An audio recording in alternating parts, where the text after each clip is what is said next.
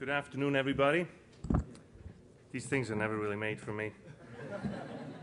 I want to take the half of my time to actually just set a few terms and then say a few things that hopefully will create some discussion among us. There's a sense in here that a lot of people are concerned about poverty whenever you talk about Africa or any emerging market. People talk about poverty and development, and I would like to just differentiate between two things. There is something called economic development, and then there's another thing called humanitarian aid. And those two things are completely separate, even though if you look at how we work and how we do as countries in trying to help others to develop, all we do is humanitarian aid, and then we apply that often to economic development with quite disastrous results.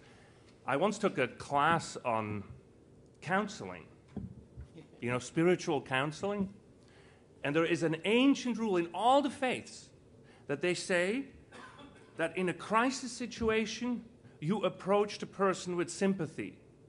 That gives you the right to take over.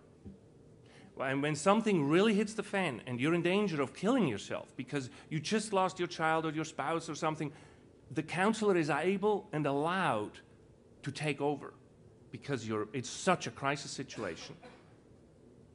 When you, however, these crisis situations, it's generally known in these circles, should be 5 sessions, no more. You know why? Because it's a very dangerous thing to do.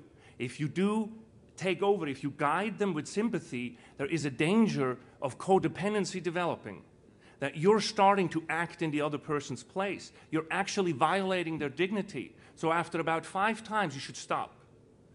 And somebody else needs to do the long-term counseling to actually develop, to help them look at the patterns in their life and help them grow and find their way. In there, no more sympathy, no more taking over, but the word is empathy. There you take empathy. You are with the other person. You accompany them on their path. You do not take over. You do not interfere, because that violates the person's dignity. Can you all see the parallel between economic development and humanitarian aid here, and how we principally violate what's going on in Africa by doing economic development as if it was a humanitarian aid? And let's face it, look at us up here. This is the representation of the American aid community. It's 4 white guys, middle-aged white guys, and 1 lady from the government who's going to tell Africa, what to do, and tell Africans what to do. Now, is that sympathy or empathy? I told you I'm going to say a couple of things. That just to change. I'm not middle-aged. Yeah. Okay. Fair point. I'm an entrepreneur. I've been in the high-tech. I had a very blessed career in the high-tech industry. I'm originally from Switzerland. And in America, I met one of my best friends, Mike Fairbanks, over there.